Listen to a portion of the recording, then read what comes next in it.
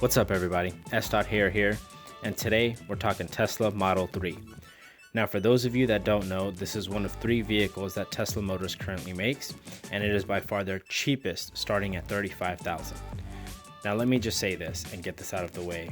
This car was a blast to drive. I had a lot of fun with it. I think that is very simple and just a great overall car at $35,000. Now, you see some immediate differences from the Model S. The headlights are a little bit different. It has more of a traditional trunk. And on the inside, outside of some cup holders and some storage, there's a 15-inch touchscreen, 2 knobs, and those are on the left and right side of the steering wheel. The touchscreen is used for everything. So even controlling airflow for the vents. Here, you can see that we're adjusting how the air is going to flow. Is it going to hit my face? Is it going to hit the top of my head? Or is it going to go hit more so on the bottom near my chest? And then you can see how much airflow is coming in and out. We can widen it out or shorten it down, and that reduces the air coming in. Now, there is just one big vent across the dashboard that does this. And there is no other vent or no other vents in the car outside of this one long vent here in the front. And that is again for simplicity. And personally, I think that was great. I did not have a problem with that at all. Now, the key itself is a very small card, and it's kind of like a credit card. Now, outside of that, you can also control the car, and the key for the card is on your phone.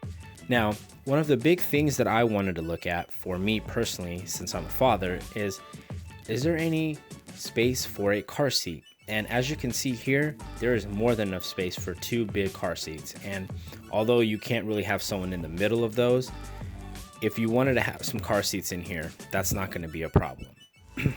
Now, when you get on the driver's side and you're sitting in the driver's seat, you'll see that you have no odometer. That is because the odometer and the blinker and all those other items that would be in front of you are right off to your right-hand side on that 15-inch touchscreen. Now, it did feel weird when I was driving it, and within a few minutes, it was fine. I thought it would be more of a bother, but it actually felt really good, and I liked it. It was nice to just be able to have just the road in front of me. Now, of course, there is something to be said about using this touchscreen to control basically everything in the car outside of drive and park and whatnot. However, it felt really good to me. I know for some it'll be a deal breaker, and it'll be weird to open your glove box using this touchscreen or control your AC vents using said touchscreen. But again, for me, it felt pretty good, and honestly, it was pretty cool to have those controls using the touchscreen here. So you may see this and you may want to order a Model 3 right now, but do know that there are some production issues going on. Last year, from July to September, Tesla was hoping to produce about 1,500 units. However, they only produced a little over 200. Now, production is supposed to ramp up, and they're supposed to get to 2,500 units a week by the end of March, and a very ambitious goal of 5,000 by the end of June, July.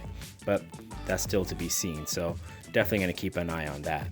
So, outside of production issues, there are a few articles out there that I've seen in regards to the quality of the car.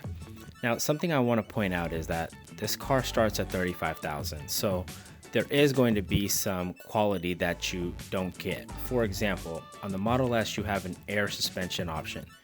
Here on the Model 3, you only have a spring suspension. Now, on the spring suspension, you're going to feel the road a little bit more. But again, the car starts at $35,000. The long range is a little bit more. The long range is the version that we're looking at right here, and I believe that's around 50. But at $35,000, you still get 221 miles, a fully electric car. And again, that's not bad. Yeah, the touchscreen in it isn't as big as what you see on the Model S, but at 15 inches, it honestly felt really good. And I gotta say that it's still a great car at $35,000. So guys, overall, I think this is a great car. At the price point which you get, it's amazing. And it feels like a Tesla and it drives like a Tesla. And I think a lot of people were worried at that price point, were you going to get a Tesla? And I gotta say, yes, you do. So I hope you guys enjoyed the video. If you did, give it a thumbs up. And if you didn't, I'm sure you'll let me know. If you're not subscribed already, make sure you hit that subscribe button, and I'll catch you guys in the next one.